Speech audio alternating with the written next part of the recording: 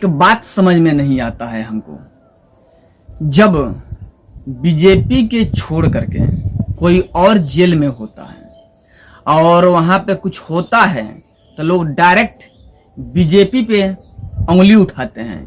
यह बोला करते हैं कि कहीं ना कहीं बीजेपी का चाल है, बीजेपी के मुट्ठी में पुलिस प्रशासन है। लेकिन जहां पे बीजेपी वालों को ही मारा जाता है पुलिस प्रशासन के द्वारा, जेल में प्रताड़ित किया जाता है, वहां पे ये लोग चुप्पी साध कर बैठे होते हैं। देखिए इन लोगों का मानसिकता है, कभी कहते हैं कि ईवीएम में घोटाला हो गया, ईवीएम चोरी हो गया।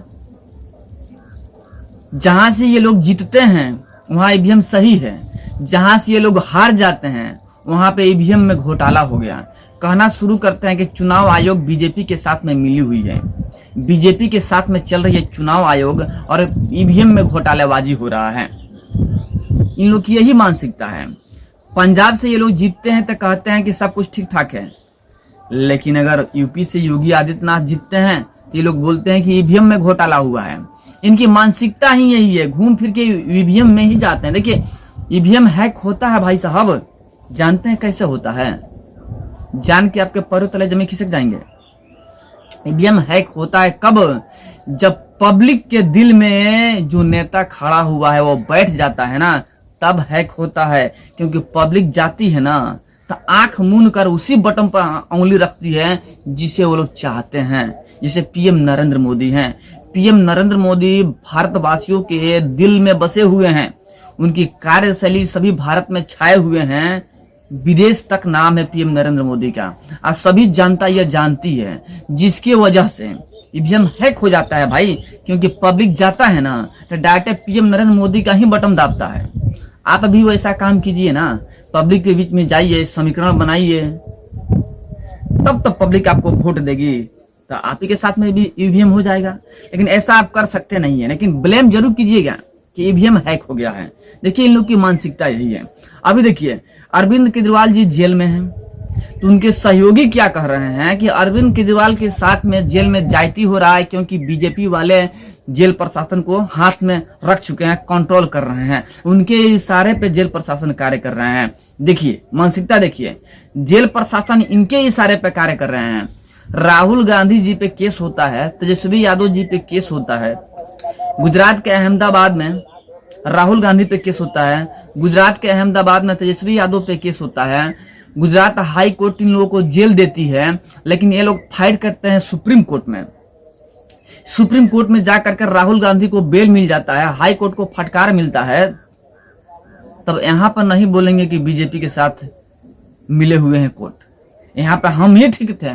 देखिए यह भी कहा जा सकता है ना, क्योंकि वहां पर जो चंद्रचूड़ जी हैं, सीजीआई चंद्रचूड़, वो कांग्रेसी हैं, प्योर कांग्रेसी, जिसके वजह से कांग्रेस का कोई भी मुद्दा सुप्रीम कोर्ट में जाता है ना तो उन्हीं के पक्ष में फैसला आता है। तो बीजेपी वालों ने तो कभी नहीं कहा कि भाई वहां पे कांग्रेसी सीजीआई है जिसके वजह से फैसला उनके पक्ष में जाता है। ये लोग जो है इंडिया अलायंस वाले, ये लोग भी तो नहीं बोलते हैं कि यहाँ पे जायते हुआ है। गुजरात हाई कोर्ट फैसला दिया और सुप्रीम कोर्ट फेल कर दिया, उस फैसला को बरी कर दिया। देखिए तेजस्वी यादव जी बोले थे ना, आज के दौर में गुजराती ही ठग हो सकते हैं। केस भी हुआ था अहमदाबाद में, जेल जाने का नौबत भी आ चुका था, लेकिन सुप्रीम कोर्ट में केस गया और वहां पर बेल मिल गया, सिर्फ एक माफी मांगने से। सोचिए यह हालात हैं। अब कोर्ट, तो यह भी कहा जा सकता है ना कि कोर्ट कांग्रेस के इशारे पर चल रहा है, लेकिन बीजेपी वाले तो ऐसा नहीं कहते हैं। लेकिन बीजेपी वाले हों चाहे आम पब्लिक हो, कोर्ट पे भरोसा रखता है, कानून पे भरोसा रखता है, प्रशासन पे भरोसा रखता है, तभी तो देश चल रहा है भाई। कहीं ना कहीं कानून है, प्रशासन है, जिसकी वजह से चल रहा है। लेकिन ये लोग जो है ना सिर्फ इसी पे ब्लेम किया करते हैं, कानून प्रशासन पे। इनके साथ में होगा तो बीजेपी का चाल है, बीजेपी के साथ में होगा तो चुप्पी साथ के लोग बैठ जाएंगे, तब नहीं बोलेंगे कि यह बीजेपी के चाल है, बीजेपी वाले ऐसा करवा रहे हैं, इनके साथ में जायती हो रहा है, ये हमारा चाल है, हम कांग्रेसी हैं, हम ऐसा करवा रहे हैं, यह बात ये लोग नहीं बोलेंगे। मानसिकता है यही है प्रत्येक बात पे।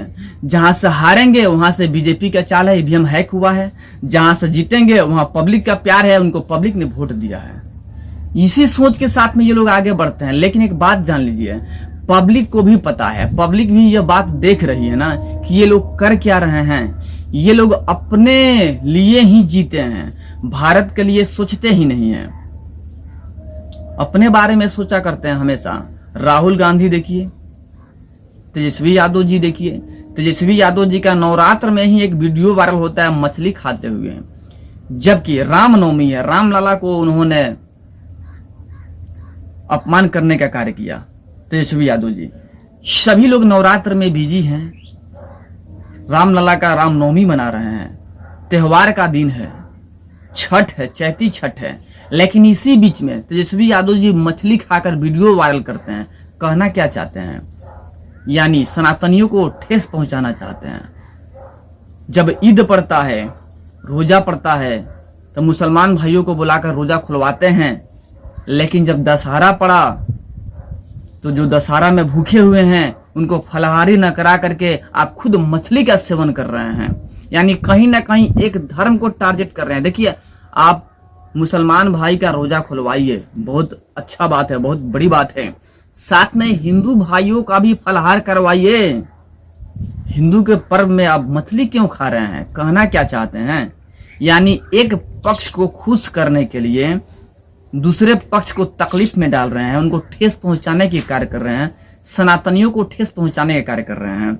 एक बात जान लीजिए, जो राम का नहीं वो किसी काम का नहीं। आप रामलला का अपमान किए हैं ना, तो पब्लिक आपको अपमान करेगी और उसका हर्जाना आपको भरना पड़ेगा।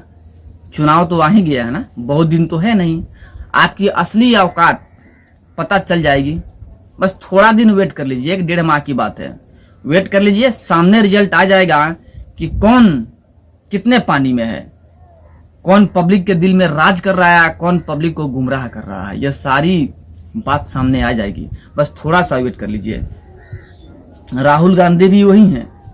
एक तरफ ममता बनर्जी के देखिए, अल्लाह की कसम कहा करती है, कभी श्री राम की कसम नहीं बोली। ये लोग देखिए हिंदू मुस्लिम करके अपना उल्लू सीधा करना चाहते हैं। यहाँ पे मुस्लिम भाइयों को संभल कर रहना चाहिए, या हिंदू भाई हो, सभी को संभल के रहना चाहिए, क्योंकि ये लोग फूट डालो राज करो की नीति अपना रहे हैं, जैसे कि अंग्रेज किया करते थे। भारत में हिंदू मुस्लिम तो एक होकर के रहा करते थे भाई साहब, लेकिन अंग्रेज आए, फूट डालो राज करो की नीति अपनाए, हिंदू को भड़काए मुस्लिम के पक्ष में, मुस्लिम को भड़काए हिंदू के पक्ष में। ऐसा करके हालात यह कर दिया कि अंततः भारत का 2 हिस्सा हो गया, हिंदुस्तान और पाकिस्तान। तो भाइयों, इस बात को समझिए और आपस में कदाचित मत लड़िए। जो सही है, जो देश के लिए कार्य कर रहा है, उसी को वोट दीजिए। जातिवाद में मत चलिए, जातिवाद के पीछे मत भागिए, क्योंकि ये लोग सिर्फ और सिर्फ लड़ाने के कार्य कर रहे हैं। बट हमारी बात से आप लोग कहां तक सहमत हैं, कमेंट में जरूर बताइएगा। चलिए फिर मिलते हैं आपसे बड़े अपडेट, बड़े न्यूज के साथ में, तब तक के लिए।